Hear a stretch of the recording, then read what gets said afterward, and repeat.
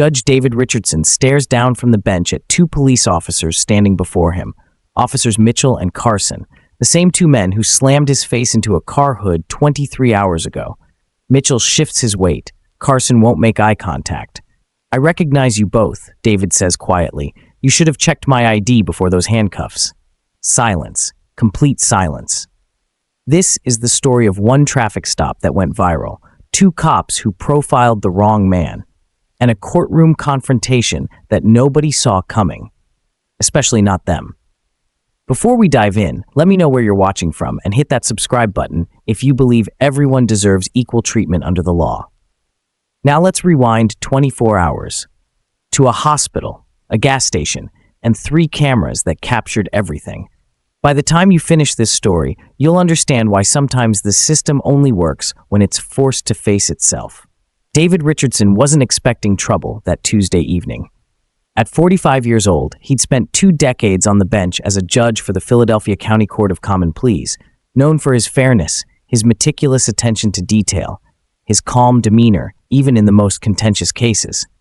But tonight, David wasn't wearing his judicial robes, jeans, sneakers, a navy blue hoodie, the kind of casual clothes that felt foreign after years of professional attire. He'd spent the entire day at Jefferson Hospital, sitting beside his mother's bed. She'd just undergone heart surgery. The hours stretched long as he waited for doctors to assure him she was stable. By the time they cleared him to leave, it was 11:38 p.m. David was exhausted, thinking only about getting home. His BMW needed gas, just one quick stop. What he didn't know was that 2 officers were already hunting in that exact neighborhood, and they had a quota to meet. David pulls into the Sunoco on Roosevelt Boulevard, Abington Township, predominantly white suburb, nearly empty lot. He's at pump 3 when he notices the patrol car. It's not passing through, it's circling. Slowly. Inside that patrol car, officers Ryan Mitchell and Derek Carson, 3-year partners, early 30s, decorated. Their captain called them proactive. Community members had another word for it. 5 complaints against Mitchell, 7 against Carson. All dismissed. Tonight, they were 2 stops short of their monthly quota, and the clock was running out. Mitchell nudges Carson, pointing at David. "Check him out. Matches the description from last week's robbery." Carson squints through the windshield. "Black male, medium build, hood up. Could be our guy." The description was so vague it could have fit thousands of men in the Philadelphia area, but that didn't seem to trouble either officer. They pull their patrol car directly behind David's BMW, blocking him in. David notices them approaching as he replaces the gas pump and screws his cap back into place. His hands are visible, his movements slow and deliberate. He'd had the talk with his own children about what to do when stopped by police. Always keep your hands visible. Don't make sudden movements. Be respectful, but clear about your rights. Now he was about to put his own advice to the test. "Evening, officers." David's hands are visible, movements slow. "Is there a problem?" Mitchell steps forward. "Reports of suspicious activity. What are you doing here?" David blinks. He's at a gas station, pumping gas. "Just getting gas. Heading home from the hospital. My mother had surgery." Mitchell's expression doesn't change. "ID, not a request, a command." David maintains eye contact. "May I ask why you're stopping me? I'm simply getting gas." This simple question, this assertion of constitutional rights, visibly irritates both officers. "You match the description of a suspect in a recent robbery," Mitchell says. "ID, now." David raises an eyebrow. "What exactly is this description beyond black male?" Mitchell's jaw tightens. Carson steps closer, his hand moving to his weapon. "Sir," Carson says, his voice carrying a warning edge, "we need you to comply with our instructions immediately." David knew his rights, but he also knew the statistics. He knew how quickly these situations could escalate. He knew about the black men who had asserted their constitutional rights and ended up dead. "I'm reaching for my wallet." David moves slowly, carefully, every movement deliberate. "My name is David Richardson. I'm a judge, Philadelphia County Court of Common Pleas." Silence. Mitchell and Carson exchange a look. Then Mitchell laughs. Not a chuckle, a full mocking laugh. "Sure you are, buddy, and I'm the mayor." David feels something shift in his chest. 20 years on the bench, and it means nothing. Not here, not to them. Before David can retrieve his wallet, Mitchell grabs his arm, slams him face first into the BMW. David's cheek hits cold metal, hard. His shoulder screams as his arm is wrenched back. Across the lot, a young woman stops mid-pump. She's staring. Then her phone comes up. She's recording. Inside the station, the manager, a man named Raj Patel, sees everything through the window. He's already reaching for his phone. "What are you doing?" David's voice is strained but controlled. "This is completely unnecessary." "Stop resisting," Mitchell shouts, though David isn't fighting back at all. "I'm not resisting," David says through gritted teeth as handcuffs bite into his wrists. "This is a mistake. My judicial ID is in my wallet." "Yeah, we'll check that downtown," Carson says dismissively, beginning to search David's pockets without consent.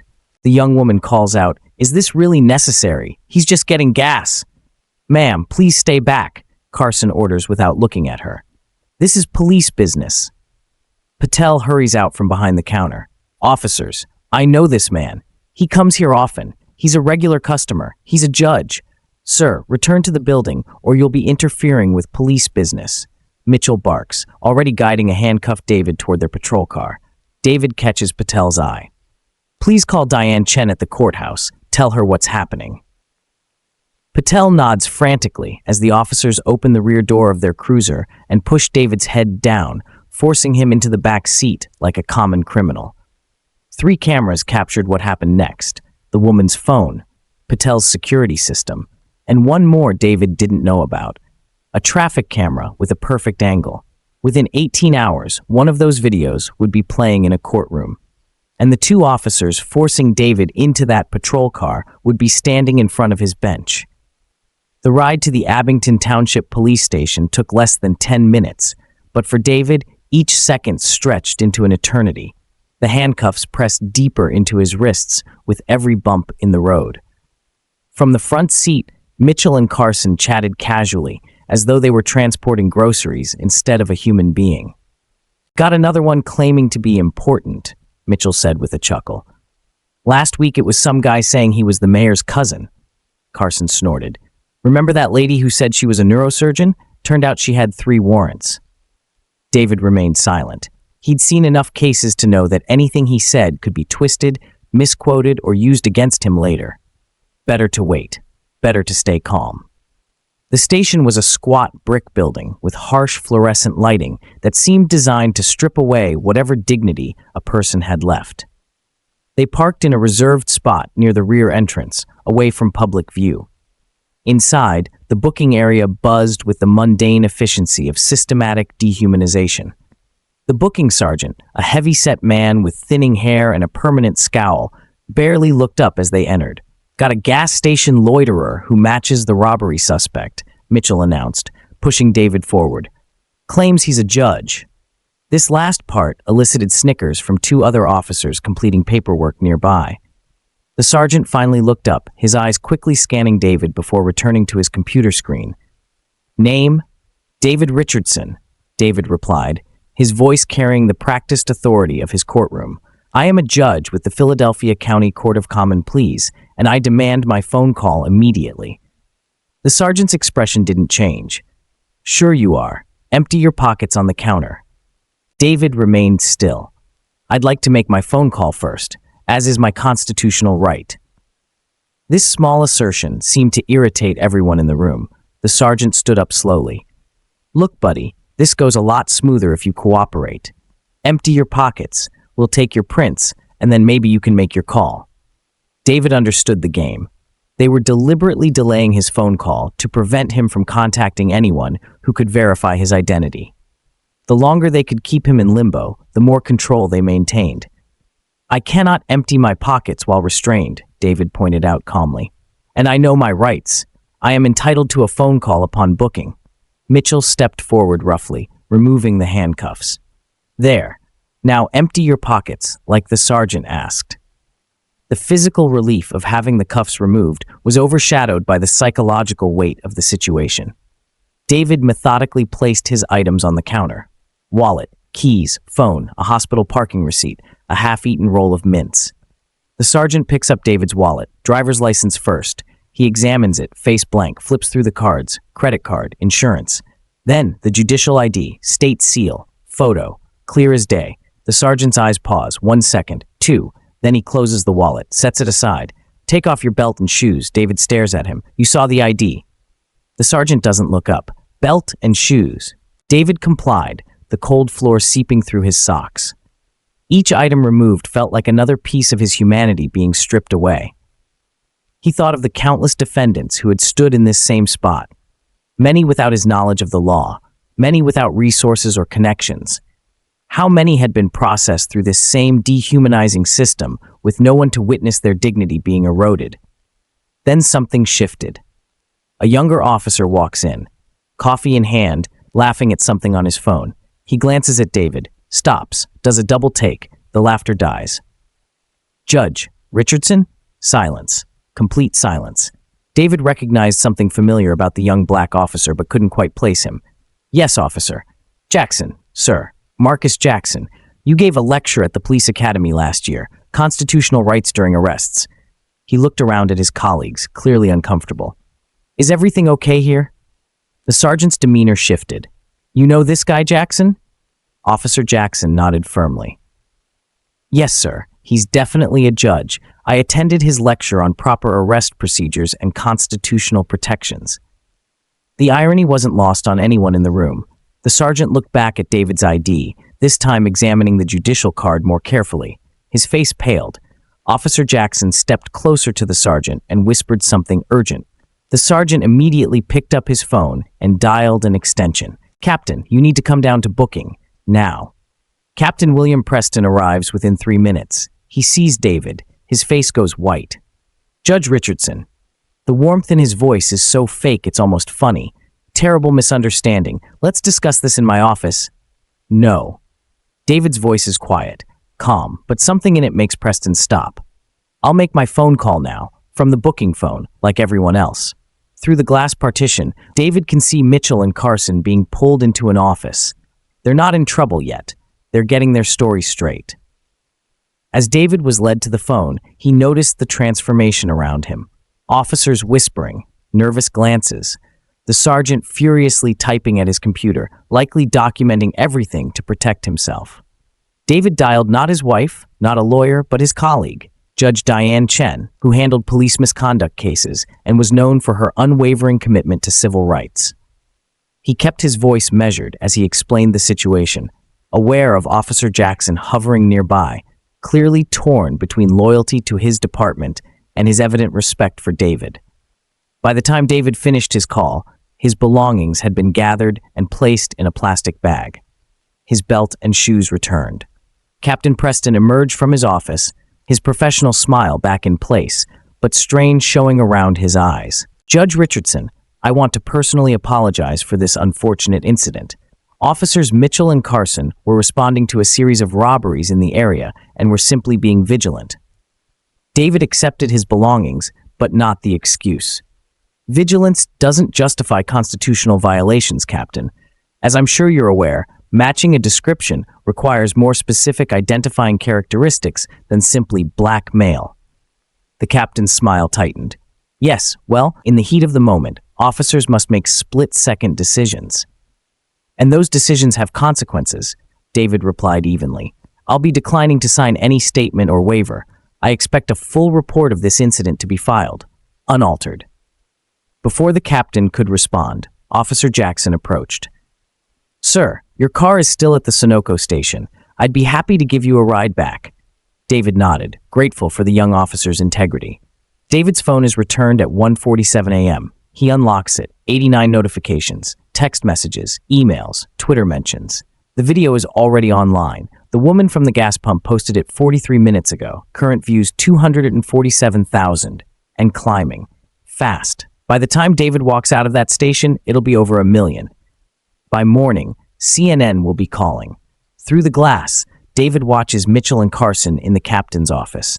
They're not apologizing. They're strategizing. The captain's nodding, taking notes. They think they're building a defense. What they don't know is that David's not planning to sue them. He's planning something much worse. He's planning to judge them. David stood in his driveway, watching Officer Jackson's patrol car disappear around the corner. The neighborhood was quiet, most houses dark except for porch lights. His neighbor, Mrs. Abernathy, was walking her terrier and barely concealed her surprise at seeing David looking disheveled at nearly 1 in the morning. He raised a hand in greeting, painfully aware of how this scene might appear. A black man in casual clothes looking unkempt in an affluent, predominantly white neighborhood. Would she be one of those neighbors who called the police, reporting a suspicious person? The thought made his stomach clench. His key turned in the lock, and David stepped into the warmth of his home. The door opens. Before David can speak, his son Marcus, 17, is there. Then Zoe, 14. They don't say anything. They just grab him. Hold on. Tight. David realizes his daughter is shaking. We watched it 7 times, Marcus says into his father's shoulder. His voice cracks. We watched them hurt you 7 times. Zoe pulls back, looks up at her father. Did you really think the ID would work? And David has no answer. Because for the first time in his career, he understands what his black defendants have been trying to tell him. Sometimes the law doesn't matter. Sometimes all they see is your skin. Over their heads, he saw his wife Vanessa emerge from the kitchen. She was an attorney herself, and her analytical expression was warring with a wife's concern. Are you hurt? She asked, her eyes scanning him for injuries. Physically, no, David answered honestly. They settled in the living room, where the local news played silently on the television. Sure enough, grainy cell phone footage of his arrest was playing with the caption, Philadelphia judge arrested at gas station. Marcus was furious. This is insane. You did everything right. You identified yourself. You were calm. And they still... I know, David said quietly, putting a hand on his son's shoulder. Vanessa's lawyer mind was already working. I can file for emergency injunctive relief first thing in the morning. We'll have a civil rights suit prepared by noon. I'll call Michael at the ACLU. But David shook his head slowly. Not yet. Vanessa's eyebrows rose. David, they assaulted a sitting judge. This is the clearest case of racial profiling I've seen in years. We need to strike while public outrage is high. I have something different in mind, David replied. Do you remember the talk we had when you started driving? He asked Marcus.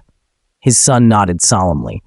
Keep your hands visible. Don't make sudden movements. Say yes, sir, no, sir. Ask permission before reaching for anything. Always get their badge numbers, Zoe added quietly. David felt his chest tighten. What kind of country forced parents to give such instructions to their children? I followed all those rules tonight, he told them. I was respectful. I identified myself. I moved slowly. And it didn't matter. Zoe leaned her head against his shoulder. Because they didn't see you as a judge. They just saw. A black man, David finished for her. And in their minds, that was enough to justify suspicion. His phone buzzed. Chief Justice Rahman of their judicial district calling. David excused himself to take it in his home office. David, I just saw the news. This is outrageous, the Chief Justice began without preamble. I've already called the police commissioner and the mayor. They assure me there will be a full investigation. Thank you, Richard, David replied, sinking into his leather chair. I appreciate your support. Of course, take some time off. I'll reassign your cases for the week. Actually, David said carefully, I'd prefer to keep my schedule, particularly tomorrow's docket. There was a pause on the line. Are you certain? No one would question you taking a few days. I'm certain, more than ever, I need to be on that bench tomorrow.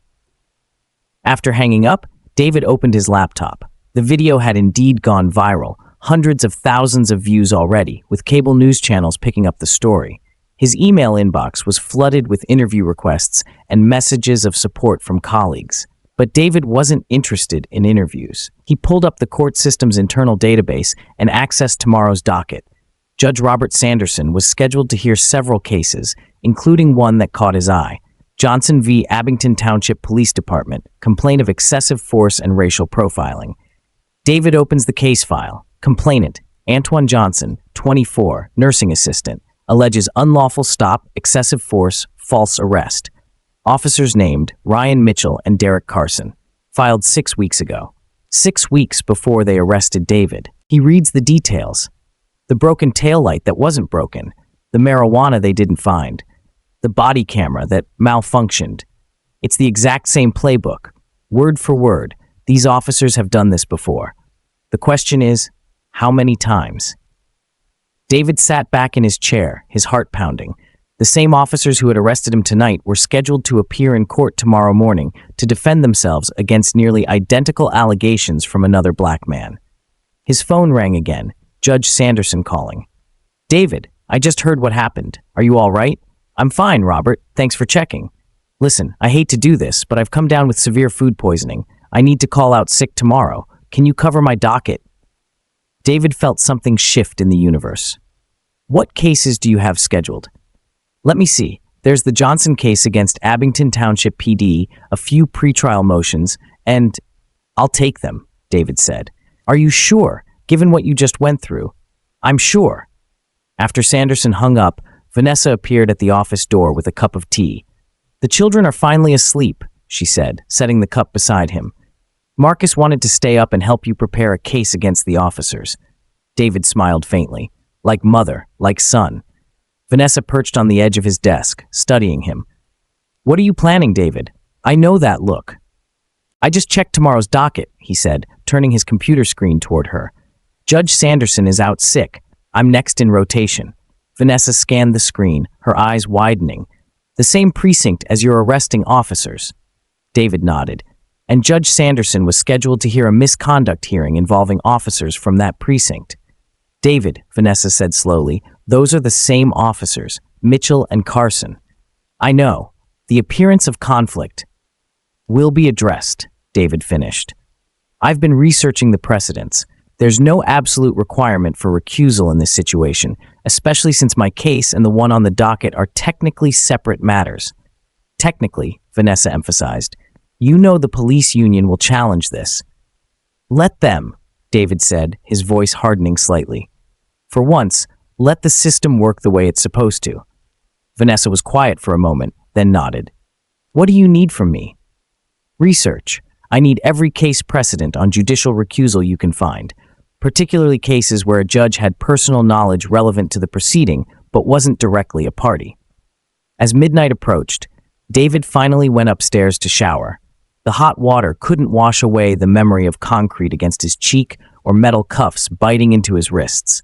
He examined his body in the mirror, noting the bruises beginning to form where Officer Mitchell had gripped his arms. Physical evidence. As a judge, he'd heard countless testimonies from black men about similar experiences. How many had he truly believed? Had he become too comfortable in his position of authority, too removed from the reality faced by those without a judicial ID card? David thought back to his younger self, a passionate law student at Howard University who believed he could reform the system from within.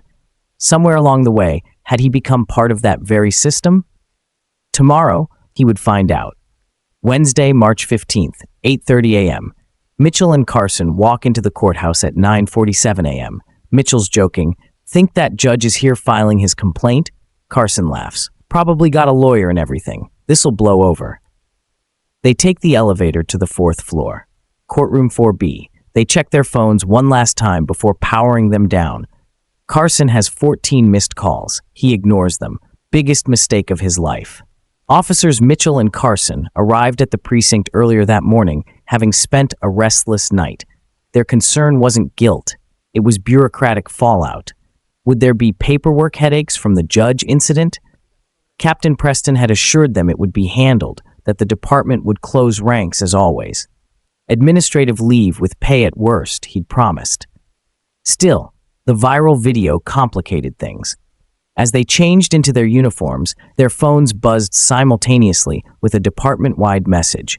All officers involved in pending misconduct cases report to Philadelphia County Courthouse, Courtroom 4B, 10 a.m. Attendance mandatory. Carson glanced at Mitchell. "That's us, right? The Johnson complaint?" Mitchell nodded, buttoning his shirt. "Routine hearing. Sanderson's presiding. He always sides with the department." In the captain's office earlier, Preston looked unusually tense.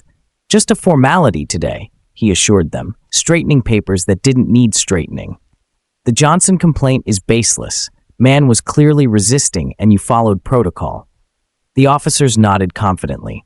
They'd been through this dance before. Civilian complains. Internal affairs investigates. Nothing happens. The system worked exactly as designed. Just answer questions directly. Preston continued.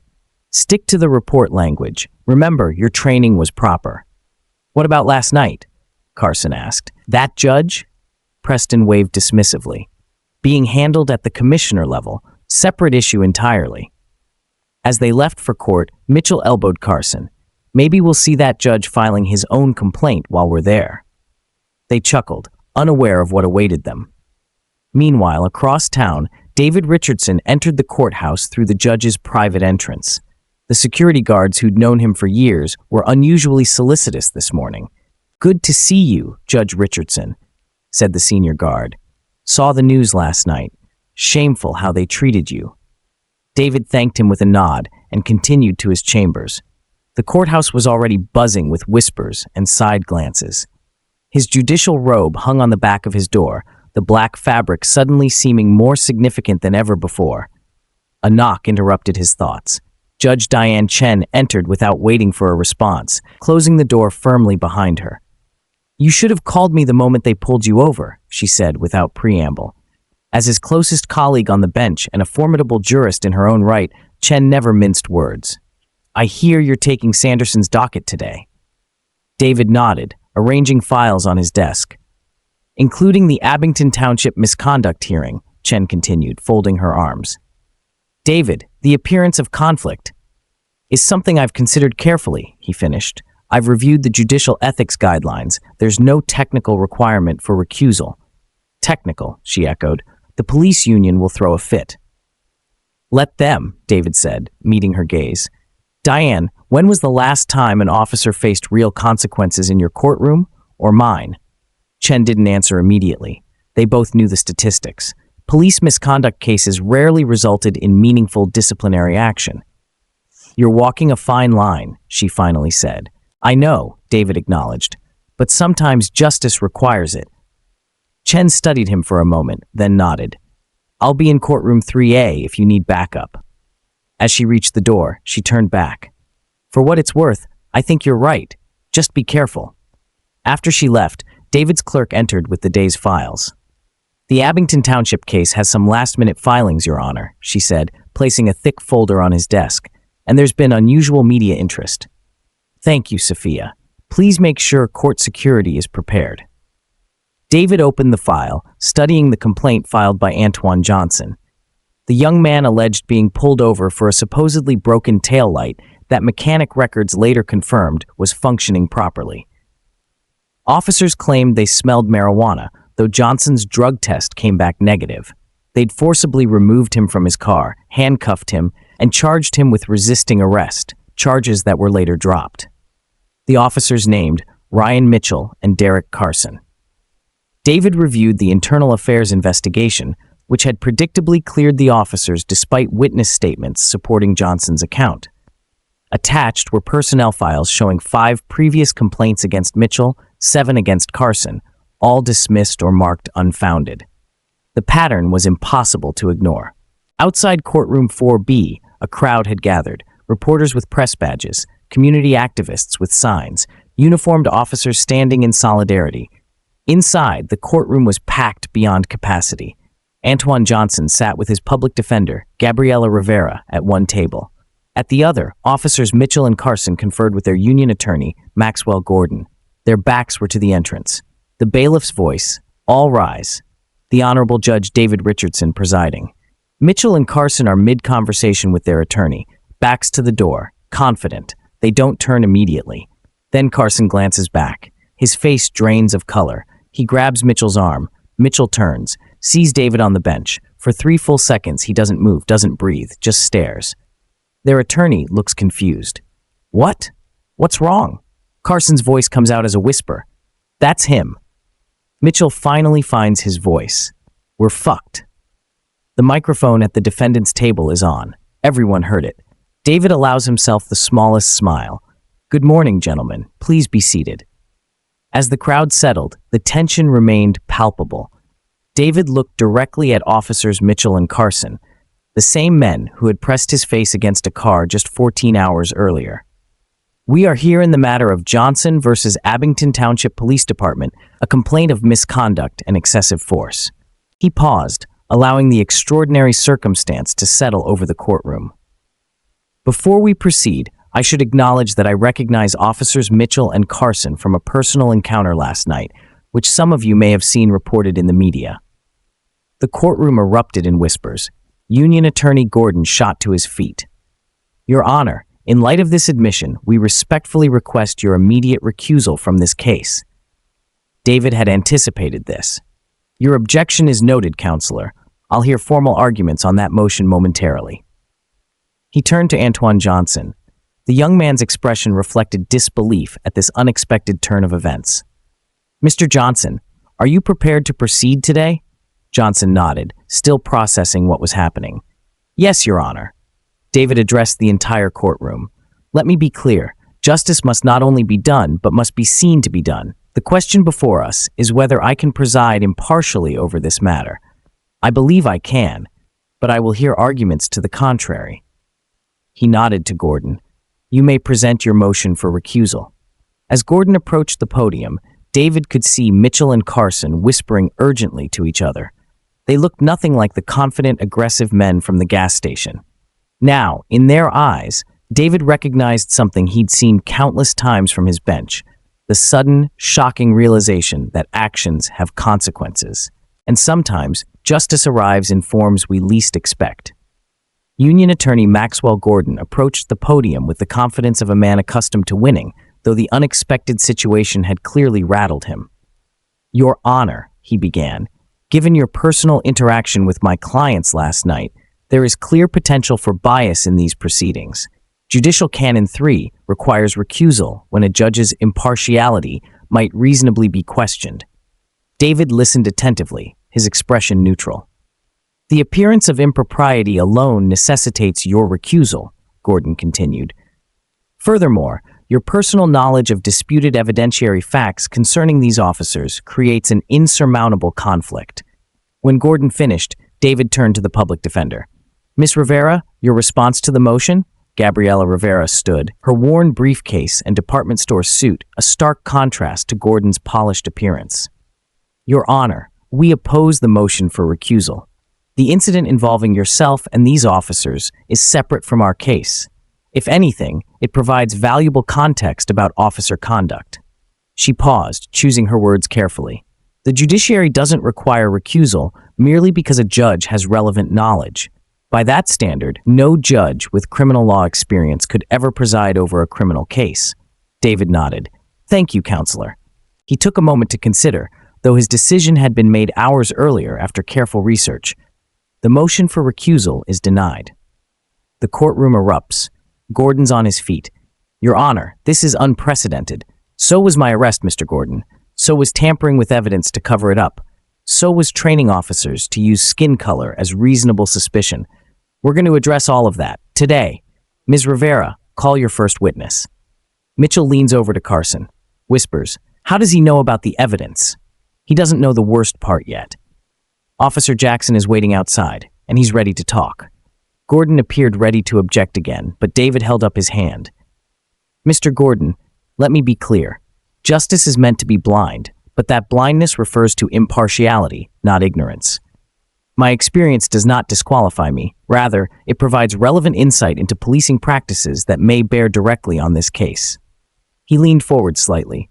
Throughout our judicial history, judges have not recused themselves merely because they have knowledge relevant to the proceedings. By your logic, a judge who had experienced medical malpractice should never hear a malpractice case, or a judge who had witnessed discrimination should never hear a discrimination case. The courtroom remained utterly silent as David continued. The judicial oath requires us to administer justice without respect to persons. It does not require us to administer justice without respect to reality. I am fully capable of separating my personal experience from the facts of this specific case. Gordon appeared ready to object again, but David continued. Your objection is preserved for the record, Counselor. We will proceed with the hearing. He turned to Rivera. You may call your first witness. Rivera nodded. The complainant calls Antoine Johnson. A young black man in a pressed shirt and tie approached the witness stand. After being sworn in, he sat nervously, his eyes darting between the judge and the officers who had arrested him. Mr. Johnson, Rivera began, Please tell the court about your encounter with Officers Mitchell and Carson on the night of February 2nd. Johnson describes the stop. February 2nd, 11:30 p.m. Broken tail light that wasn't broken. Officer Mitchell approached, hand on weapon, asked where he was going. Johnson answered politely, asked why he was pulled over. Mitchell's response, "Step out of the car, now." Johnson cleared his throat.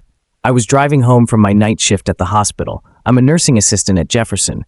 David felt a small jolt, the same hospital where his mother had been. "And it was around 11:30 when I noticed a police car following me," Johnson continued. "I wasn't speeding or anything, but they followed me for about 5 blocks before turning on their lights."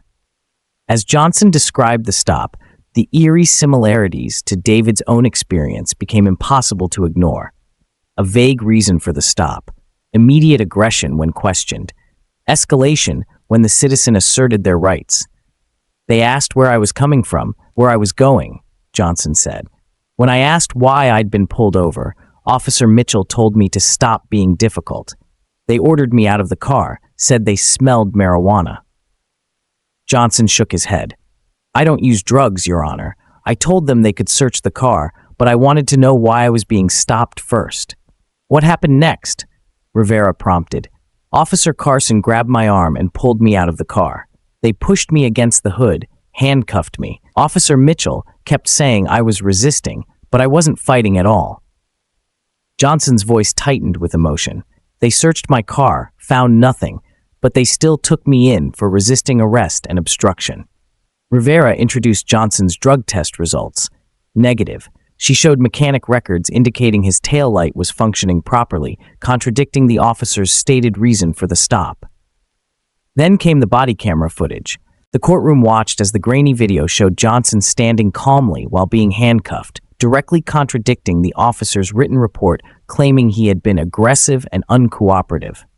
Body camera footage shows Johnson compliant, hands visible. Then the screen goes black. "Technical malfunction," the report says. David leans forward. "Mr. Johnson, what happened during that malfunction?" Johnson's voice drops. "Officer Mitchell said something, right before the camera cut out." The courtroom holds its breath. "He said, 'That's 2 for tonight. 1 more and we hit quota.'" Rivera called 2 previous complainants against the same officers. Both were black men. Both described nearly identical scenarios: vague reasons for stops, immediate escalation, excessive force. False charges later dropped. Throughout these testimonies, David noticed Mitchell and Carson growing increasingly uncomfortable. They whispered constantly to Gordon, who looked increasingly concerned. Then came the surprise. During a brief recess, Raj Patel, the gas station manager from last night, entered the courtroom and approached Rivera. He showed her something on his phone, and her eyes widened. When court resumed, Rivera had unexpected news. "Your Honor, we have an additional witness who has just come forward with relevant evidence." David raised an eyebrow. "Proceed, counselor." "We call Raj Patel to the stand." Patel takes the stand.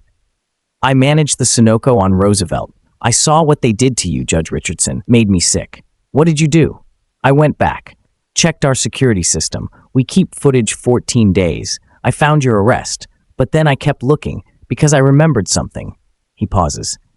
"Those 2 officers, they come by almost every night, always between 11 p.m. and midnight, always asking questions to young black men. So I checked February 2nd, the night of Mr. Johnson's arrest." Patel pulls out a USB drive. "They were at my station 1 hour before they pulled him over, and the audio picked up their conversation." Gordon's face goes white. Gordon objected.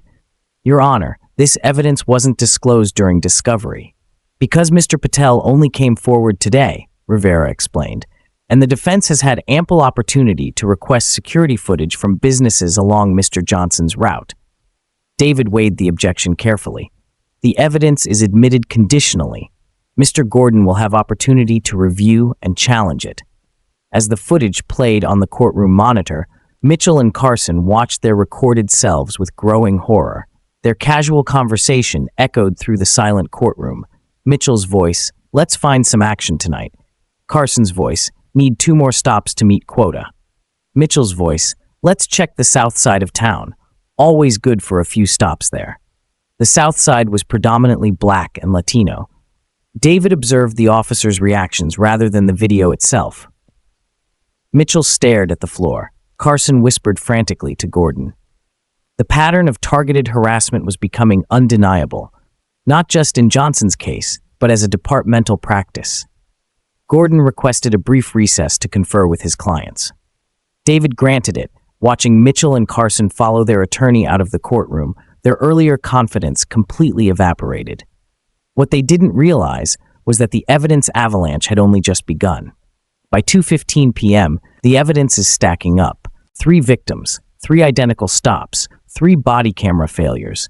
Mitchell sits stone-faced, arms crossed, but Carson's different. He's sweating, keeps looking at Jackson, at Patel, at the USB drive that hasn't been played yet. During the break, he pulls Gordon aside. The conversation is intense. Gordon shakes his head. Carson grabs his arm, says something urgent. When they return, Gordon approaches the bench. "Your Honor, Officer Carson requests a private conference." Mitchell's head snaps around. "What are you doing?" Carson won't look at him. "What I should have done last night."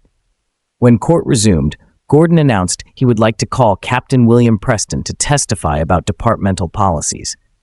Preston took the stand, projecting confident authority as he described officer training, use of force guidelines, and community policing initiatives. "Our officers are thoroughly trained in constitutional principles," Preston assured the court.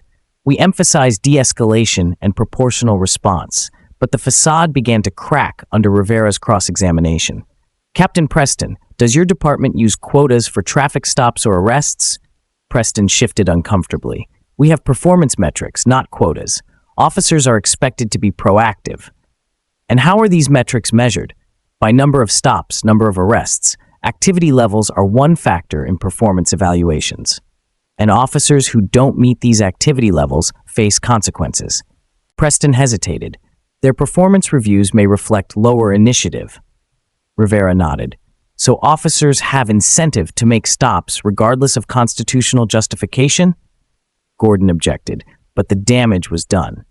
When Officers Mitchell and Carson finally took the stand, their testimonies immediately contradicted each other on key details. Mitchell claimed Johnson had reached toward his waistband. Carson testified Johnson had made a sudden move toward the glove compartment. Neither of these alleged movements appeared in the body camera footage. Neither had been mentioned in their initial report. David observed their growing discomfort with clinical detachment. "Officer Mitchell," David interjected during Gordon's questioning, "you testified that you stopped Mr. Johnson because his tail light was out, correct?" Mitchell nodded. "Yes, Your Honor." Yet the mechanics inspection conducted the following morning showed all lights functioning properly. How do you explain this discrepancy? Mitchell swallowed hard. "It must have been repaired before the inspection, Your Honor." David raised an eyebrow. "And you testified that Mr. Johnson was belligerent and uncooperative, yet the portion of body camera footage we do have shows him being calm and compliant. Could you explain that discrepancy as well?" "He became aggressive after the camera malfunctioned," Mitchell insisted. "That's quite convenient," David observed, making another note. As questioning continued, Officer Carson began showing signs of strain. His answers became hesitant, his eyes darting to Mitchell or Gordon for guidance.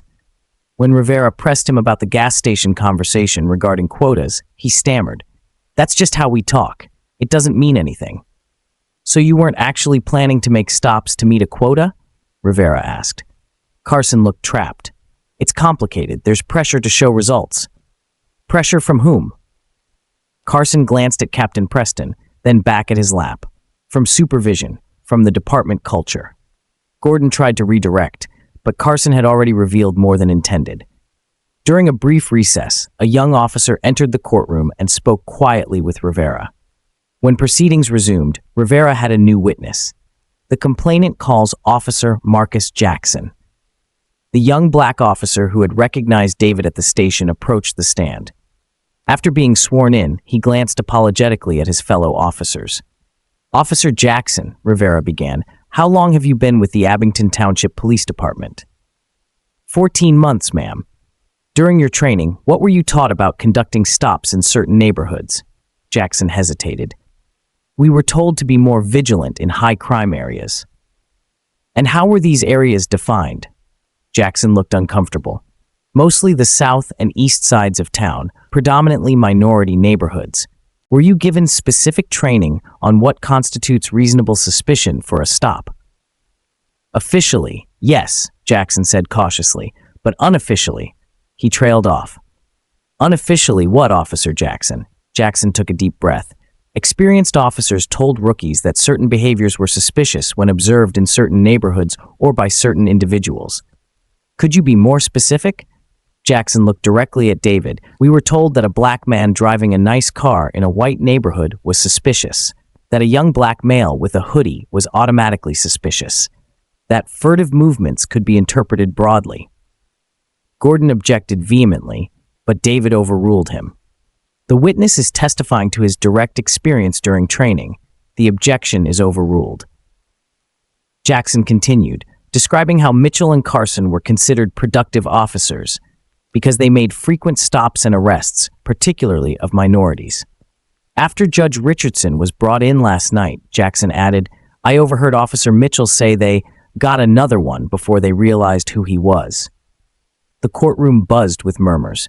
And what happened after they realized Judge Richardson's identity? Rivera asked. Jackson's answer was damning. Captain Preston gathered everyone involved and said we needed to get our story straight because judges stick together. He instructed dispatch to alter the call log to show they had received a specific complaint about a suspicious person matching the judge's description. This revelation sent shockwaves through the courtroom. Evidence tampering was a criminal offense. Captain Preston's face had turned ashen. As Jackson's testimony continued, Carson seemed to be having an internal struggle. Finally, during another recess, he approached his attorney and had an intense conversation. When court resumed, Gordon addressed the bench. Your Honor, Officer Carson requests a private conference with the court and counsel. David considered. We'll convene in chambers. Officer Carson, Miss Rivera, Mr. Gordon, and the court reporter only. In the privacy of his chambers, Carson sat with shoulders slumped. I want to clarify some things, he began hesitantly. What I said earlier about pressure and department culture, it's worse than I indicated. Gordon tried to intervene, but Carson continued. We're trained to use certain phrases in our reports. Furtive movements, matched the description, appeared nervous. They're code words that justify stops without specific reasonable suspicion. He looked up at David. Last night with you, we had no real reason to stop you except... He paused. Except I was black at a gas station in a white neighborhood, David finished for him. Carson nodded miserably. It's how we're trained. Not officially, but through the culture. You get rewarded for being proactive in certain neighborhoods with certain people. His testimony implicated not just himself and Mitchell, but the entire command structure. When they returned to the courtroom, word had spread that Carson was cooperating. Mitchell looked betrayed. Captain Preston looked furious. The district attorney, sensing the shifting tide, requested a recess to reassess the Commonwealth's position. Carson finishes his testimony. He's confessed to the quota system, to the targeting, to the captain's cover-up. The courtroom is stunned. Mitchell has been silent for 20 minutes, just staring at his former partner. The DA requests a recess to consider criminal charges. David's about to grant it when Mitchell stands, not slowly, not politely. He shoves his chair back. It hits the wall. This is bullshit. Gordon tries to grab him. Sit down now. But Mitchell's done listening. 22 months until retirement. A spotless record on paper, and it's all crumbling because of one viral video and a partner who can't handle pressure. The rage that's been building finally erupts. We were doing our jobs, Mitchell explodes, his face contorted with anger. If you people would just comply instead of always making everything about race. Gordon frantically tries to silence him, but Mitchell's outburst continues, revealing the deep-seated prejudice beneath his badge. You all want special treatment. Even as a judge, you think you're above the law.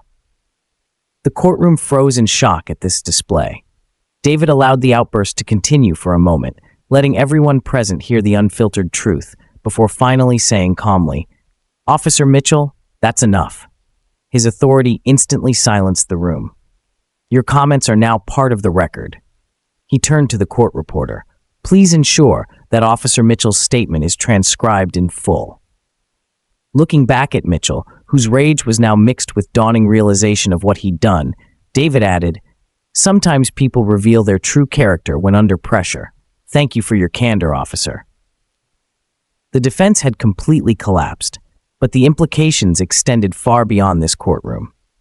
What had begun as a hearing about one man's complaint had exposed an entire system of discriminatory policing, and it had happened because two officers had chosen the wrong black man to profile at a gas station. Wednesday, March 15th, 4:47 p.m. The remainder of the afternoon saw the hearing transform from an examination of individual misconduct into a systematic review of departmental practices. David allowed this expansion of scope despite Gordon's repeated objections. "Your Honor," Gordon protested, "this case is about a specific complaint against specific officers, not an indictment of the entire department." David regarded him steadily. "Mr. Gordon, when evidence suggests that individual actions reflect institutional patterns, the court has not only the right but the obligation to examine those patterns. The public interest demands nothing less." With this ruling, David effectively put the entire system on trial. Rivera seized the opportunity, calling additional witnesses who had filed complaints against the department. Their testimonies formed a damning pattern. Black and Latino residents were stopped at rates 5 times higher than white residents. Vague, matching a description justifications were disproportionately used for minority stops. Officers who focused stops on minority neighborhoods received better evaluations and faster promotions. A community activist presented statistical analysis of department data obtained through public records requests. In predominantly white neighborhoods, she testified, officers required specific articulable suspicion before making stops. In minority neighborhoods, merely being in a high crime area was deemed sufficient reason for a stop. The data painted a clear picture of discriminatory enforcement that couldn't be explained away by crime rates or other factors. As the evidence mounted, media coverage intensified. National news crews had set up outside the courthouse. The gallery was packed with community members, many of whom had experienced similar treatment by police. Their presence added emotional weight to the proceedings, a visual reminder that each statistic represented real people with lives and dignity. By the end of the day, the district attorney announced that in light of new evidence, the Commonwealth was expanding its investigation to include departmental policies and potential criminal charges for evidence tampering. Gordon, seeing his defense crumbling, requested time to confer with his clients about a potential settlement, but the damage was done. Thursday, March 16th, 10 a.m. Day 2. David enters the courthouse at 8 a.m. The crowd outside has tripled. News vans from 6 states, signs, "Justice for Johnson." End racial profiling. Judge Richardson for president. Inside, his chambers are filled with messages. The NCP wants to file an amicus brief. The DOJ is opening an investigation. The mayor has requested a meeting, but David ignores all of it. He has one job today: deliver a ruling that will either change the system or prove it's unchangeable. His hands are shaking as he puts on his robe. For 20 years, he's believed in the law. Today, he'll find out if the law believes in him. When court convened, the atmosphere was electric. Every seat filled, cameras outside, the weight of a city's expectations pressing down. David took his seat, arranging his notes with deliberate care. This court finds that officers Mitchell and Carson violated Mr. Johnson's constitutional rights through racial profiling and excessive force. David began, his voice steady and authoritative. Furthermore, the evidence presented demonstrates that these violations reflect departmental patterns and practices rather than isolated incidents. He paused, allowing his words to settle. The appropriate remedy must address both individual accountability and systemic reform. Therefore, this court orders the following. First, officers Mitchell and Carson are suspended without pay for 6 months and required to complete extensive retraining in constitutional policing and implicit bias recognition before returning to duty. He turned to the departmental representatives. Second, the Abington Township Police Department must implement comprehensive reforms including mandatory body cameras with footage subject to civilian review, revised performance metrics that prioritize constitutional compliance over stop and arrest numbers, and implicit bias training for all officers with regular reassessment. David wasn't finished. Third, this court establishes a civilian oversight committee with genuine authority to review complaints and recommend disciplinary action. This committee will include community representatives from neighborhoods most affected by aggressive policing practices. He addressed Antoine Johnson directly. Mr. Johnson will receive compensation for his unlawful detention and violation of his rights, with the amount to be determined in subsequent proceedings. Finally, David turned to the broader implications. The evidence presented in this hearing suggests potential violations in numerous other cases. Therefore, the court orders a review of all arrests made by this department in the past 3 years, where the initial stop was based on vague criteria such as match to description or furtive movements. The reactions around the courtroom varied dramatically. Community members exchanged looks of cautious hope. Department representatives appeared concerned about the extensive requirements.